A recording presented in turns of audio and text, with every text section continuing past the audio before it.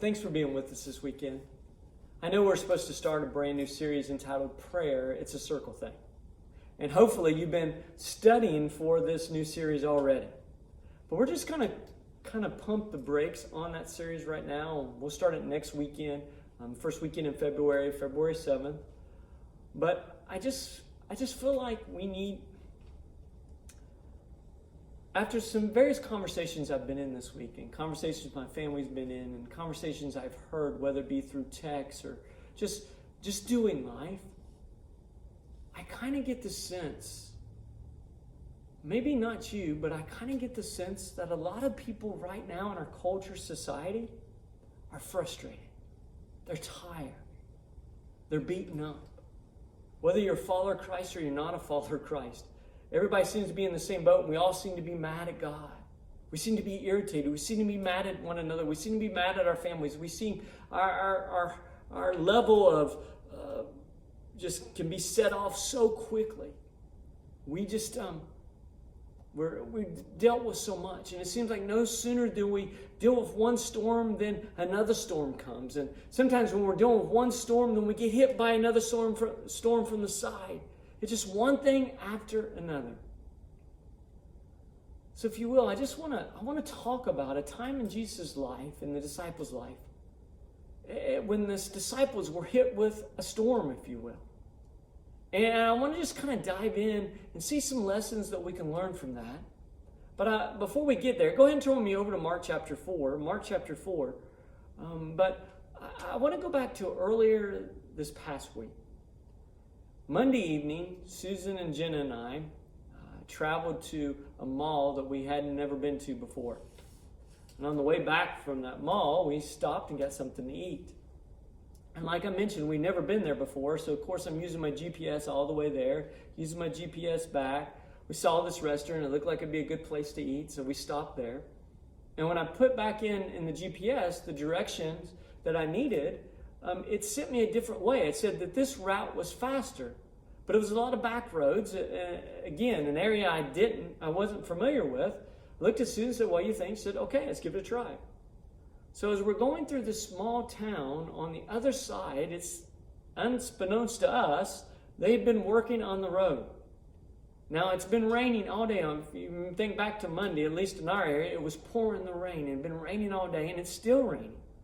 And as I'm traveling along, all of a sudden, I see this huge hole in the ground, and I hit the hole. Before I could stop, I hit the hole, and immediately my tire starts to go flat. I drive into this housing development, I drive around the sign, I get out, I look at the tire, and sure enough, air's already out of it. I look over about that time, and another car had pulled into a house across from the housing development, and this guy got out and went into his house. And I got back in the car, told Susan, I said, "Hey, I think I can make it over to his driveway. Maybe at least I can get some help with this to see if they're willing to help." So I do that. I get over to his driveway, I get out, I go up to the house. This guy and his family, they're amazing. They immediately come out, start trying to help us figure out what we're going to do with the tire. Mini Coopers don't have a spare, but he had a spare, so we were going to try to put his spare on. We're calling around. One tire place said they had a tire for me, but they wouldn't stay open long enough because we were having trouble getting the tire off. And all these different things, one thing after another. It's pouring the rain. It's cold. I ended up having to have my car towed. So that means then on Tuesday morning, I got to deal with my car. By the time I was able to get back and lay my head on my pillow and go to bed on Monday night, after working out arrangements to travel and leave my car where it was at and to travel back and to get to my bed and be able to lay down and go to sleep and get my family warm, needless to say, I was a little frustrated. I don't know if I was a little frustrated. I was really frustrated. I was tired. I was wet. I was cold. I felt like I'd been beaten and beaten and beaten. We've been dealing with this pandemic for a really long time. And I hear different stories, even this past week, of different people that, different situations with maybe medical situations that they weren't expecting, or family members that received information from doctors or a hospital they weren't expecting. People losing their job, people struggling financially. It just seems like we're hit with one storm after another storm after another storm. And sometimes when we're going through one storm, it seems like we're blindsided by another storm. People are frustrated. People seem to be upset. People seem to be irritated. Whether you're a follower of Christ or you're not a follower of Christ, people seem to be mad at God. That night on Monday night, I was mad at God. I was tired. I was frustrated. I was trying to figure out, all throughout the night, I couldn't sleep trying to figure out, okay, how am I going to get this tire in my car? What's it going to look like? I was trying to solve the problem. All these different things. Prayer was the last thing on my mind.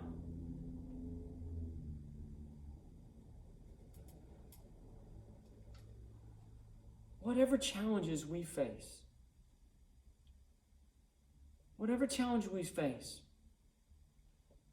anything we encounter, we need to realize, and there's signs out right now. In fact, coming to even shoot this video, I saw signs that said, "In God we trust." Those are amazing. I applaud those, but I want to just ask, do we really put our trust in God? Do we really trust God? Do we really believe that God can calm the storm?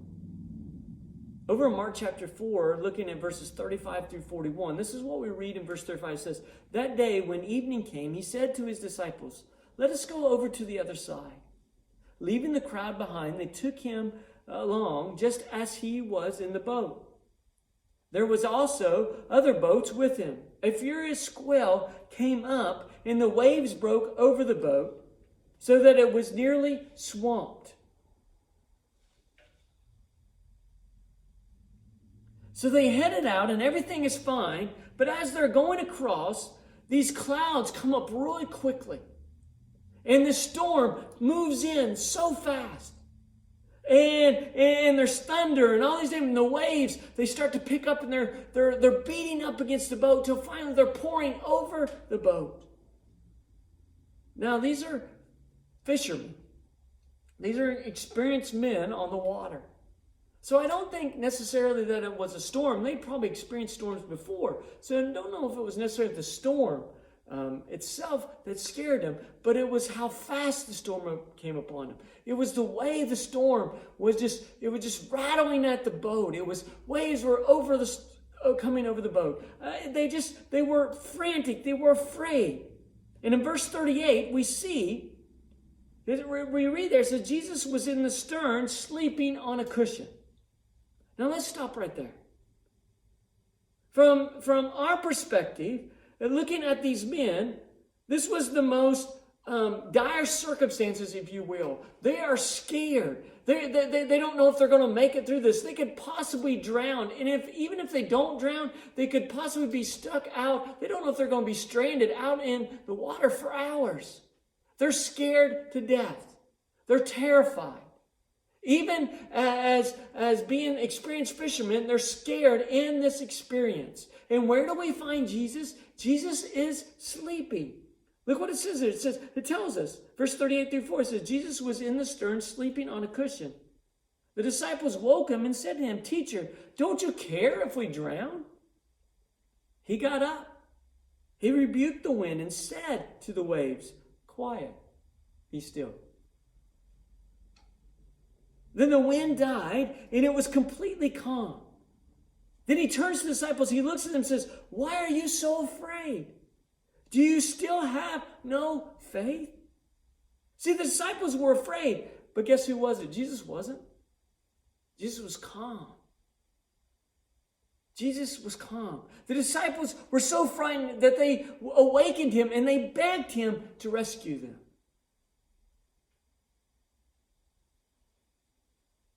Begged him to rescue them. I love the way Mark words this. I love the way he shares this with us. It says that Christ rebuked. It says that Jesus rebuked the water and the wind. Now, I think it's kind of cool because the word used for rebuke is the same word that's used when the Bible talks about rebuking a demon to come out of a person. Well, look what it says. In Mark verse 41, it says, they were terrified and asked each other, who is this? Even the wind and the waves obey him. See, every day, Jesus seems to be performing miracles. Crowds that are around Jesus, the disciples around Jesus, they see him every day when they're walking with Jesus. Jesus is performing these miracles, and they have to stop and they have to think, who is this man? Who can do these things? Who is this guy? Who is this man that even the winds and the waves, the water is obedient to him? See, what I want to do is I want to just kind of pour into all of us, if you will, this weekend. And just look at some things here that I believe that we can apply to our lives right now. As we are in the storms of life, as we're in the storm of a pandemic, as maybe in the storm of loss of job, maybe in the storm of health concerns and problems, all these different things. Maybe the weather has got us all messed up. Whatever it is, I believe that we can just immediately apply these things to our lives if we will allow ourselves. First thing is this. First application is this. Storms are going to come. Storms are going to come. Even when Jesus is there.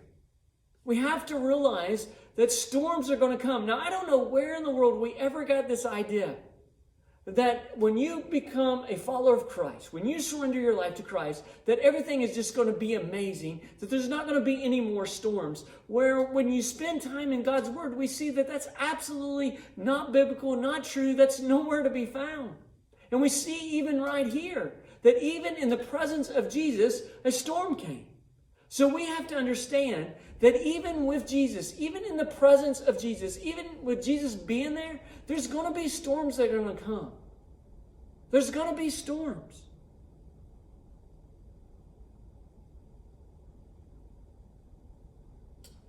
A lot of people will when they look at the disciples and all this, they kind of think, well, the disciples were just immature and the way they reacted to this. A lot of people will think, well, it must be when a storm comes, and it must mean that Jesus isn't there, that Jesus is not with me. Well, we see right here, even with the disciples, even with their doubt and everything, we see Jesus is still there. They're doubting. Jesus didn't leave them when they started doubting. Jesus didn't go. Jesus is still there. And the storm still came. James chapter 1, verse 2 says, consider pure joy, my brothers, when you face trials of many kinds. In fact, Jesus tells the followers himself, he tells them in John 16:33, he says, I have told you these things, so that in me you may have peace. In this world you will have trouble, but take heart, I will overcome the world. James 4 says, draw near to God and he will draw near to you. We have to understand, try to wrap our minds around this idea that we are going to be hit with storms. Just because we're a follower of Christ doesn't mean we're not going to be hit. We are going to be hit with storms. And even with Jesus, storms are going to come. But here's application number 2. Since Jesus is there, will you trust him? Since Jesus is there, we might as well trust him. Proverbs 3, 5 and 6, trust in the Lord with all your heart. Lean not on your own understanding. In all your ways acknowledge him, and he will make your paths straight. For many of us, there is a tendency to lash out at God. For me, Monday night, I lashed out at God. I was upset. In fact, I was mad at God. We were having this great evening. Why? Why now? Why all this going on? I don't have time for this. I felt bad for Susan and for Jenna. For a lot of us, we are upset. We're mad. We're frustrated with God. And I understand the frustration. Some of us are grieving right now. They're grieving the loss of a loved one, grieving the loss of a job, grieving the loss of relationships and being able to spend time together. All the things we used to do, all that's changed. But guess what? Anger doesn't help the situation. It didn't help my situation, and it won't help your situation. Verse 38, back to our story, it says, the disciples screaming out, says, teachers, don't you care if we drown? Now, a lot of people, just like I mentioned, a lot of people think that was the immaturity of the disciples. And I don't know, maybe it was. But maybe it was just them saying something stupid, or maybe they're just being real. You know, we say stuff, if we put it on the idea of saying something stupid, think back to the last time you said something stupid. I bet it was pretty recent. We all say stuff stupid. And from that standpoint, we, just being real. I'm being real. I was mad at God. The disciples, they're upset. They don't understand.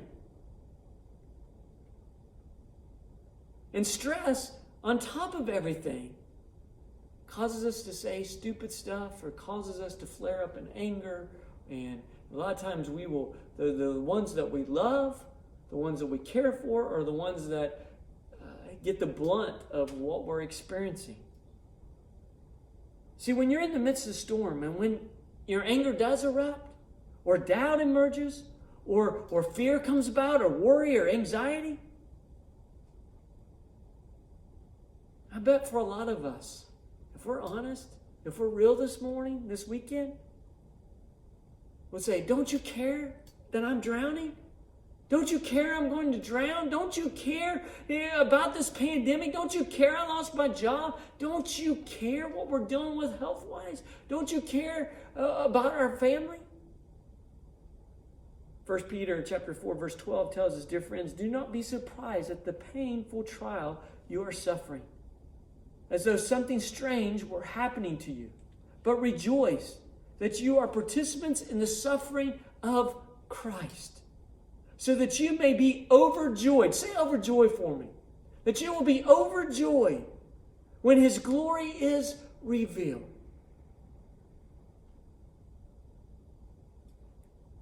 Jesus wants us to trust Him.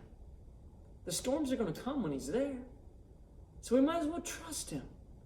But here's the third thing. Here's the third application. Not only putting our trust in Jesus. He's there. We might as well trust Him. But let's take it a step further with our trust.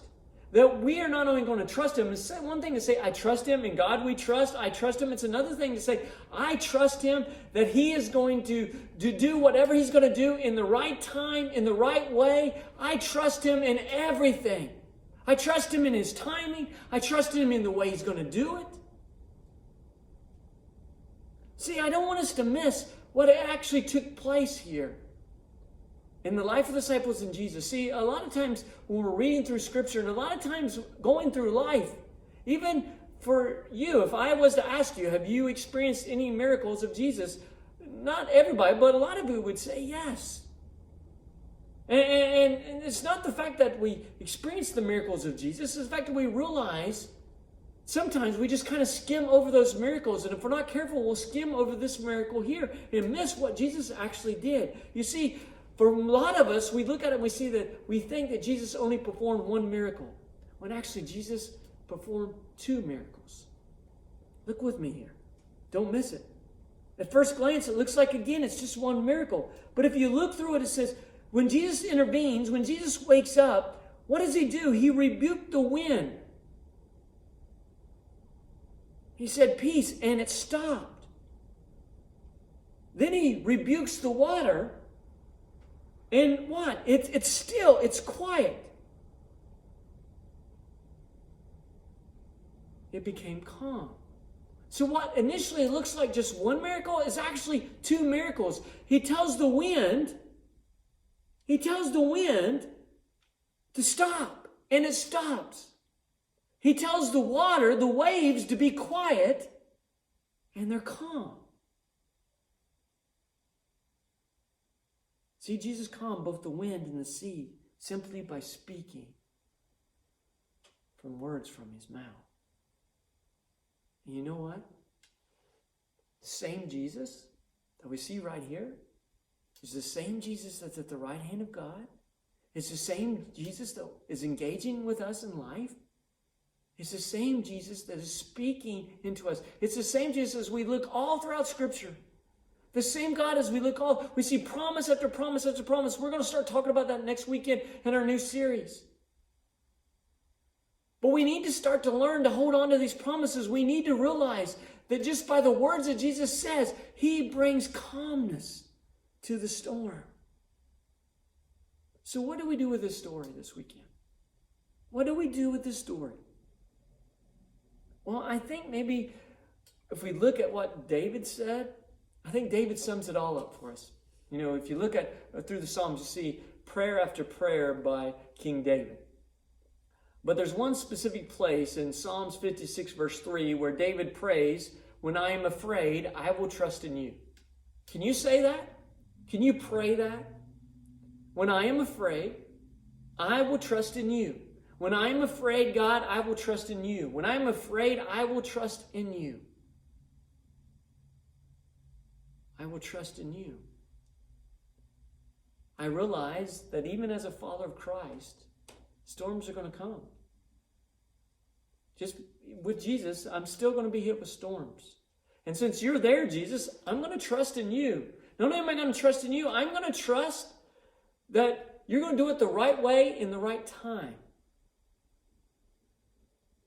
I'm scared to death, God.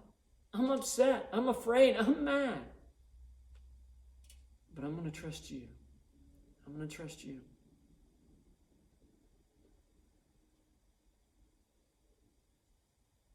Tuesday evening, when I finally got everything taken care of with my car, I'm sitting there with Susan on her couch, and we're just kind of talking through things, and I just felt like these different things I just wanted to jot down. And what I want to share with you here as we close out this weekend is I just want to share with you is just give us a different perspective, the way we look at our storms and the way we look at the way we do life.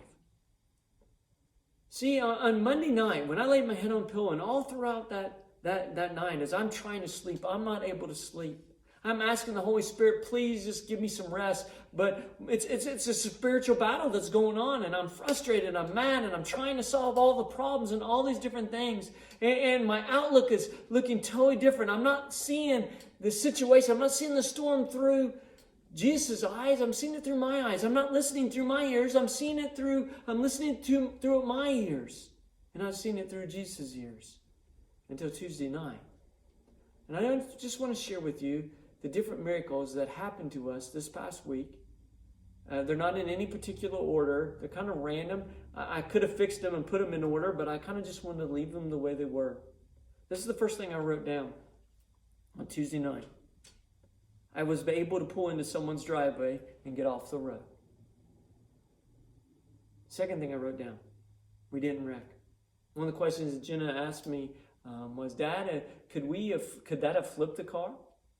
We didn't wreck. God kept us safe. The owner of the house whose driveway we pulled into was actually home. Not only were they home, but they were willing to come out and they were willing to help. Next thing I wrote down is, without us knowing, right when we hit this big hole and my tire started to go flat, right when I turned into the house development, I got a phone call, and I answered it real quickly, not realizing who it was. And I was going to tell him, say, hey, I'm in a situation right now, I can't call back. And it just happened to be a dear friend of ours that was on the line, and told him that, hey, what I'm dealing with, I'll call back. And when he got off the phone with me, he started to realize, hey, that we have a common acquaintance that lives maybe in the same area that we had this flat. So unbeknownst to us, he calls them to find out where they live, and then they call us and come find out that they actually lived less than 5 minutes away from this neighbor's driveway, this individual's driveway that we're actually in. And they come right over to us to give us some assistance, to give us some help. You know, God put people all around us that night. There was another car that came through right after us. We just had one flat tire, the front passenger side. The car that came after us, they had the passenger's front tire and back tire that was totally destroyed. We had police officers around us. We had sheriff around us. We had friends around us, acquaintances. We had people that were trying to help. Now, eventually I had the car towed to an acquaintance's house that had come over that lived less than 5 minutes away. And they actually gave us the keys to their car that allowed us to get back to where we were staying.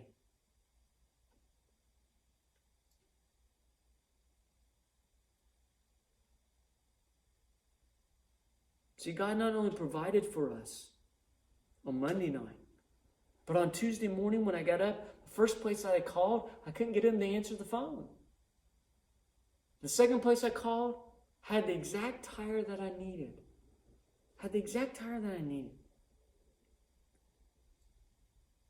And God provided us a way to get my car to them on Tuesday morning.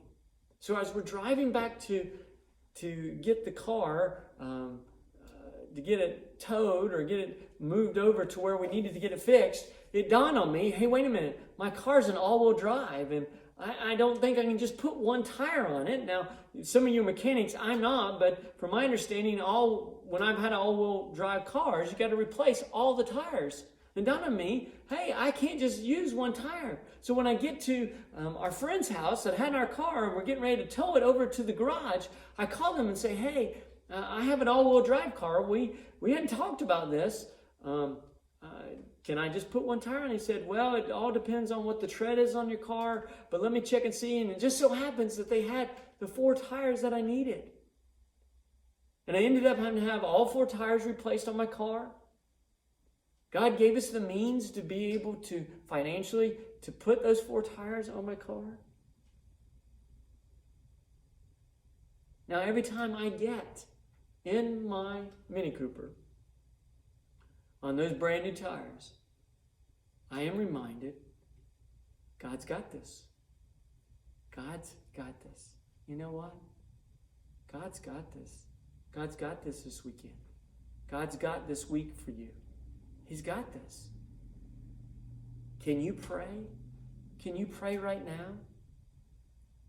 Lord, when I am afraid, I will trust in you. Lord, when I'm afraid, I will trust in you. God's got this. Will you put your trust in him? You guys be safe this weekend. Thanks for being with us. I look forward to seeing you all throughout the week. And if not able to, then I'll see you next weekend. Don't forget, we're going to begin our brand new series, Prayer, It's a Circle Thing. But until next weekend, you guys be safe, and we'll talk later.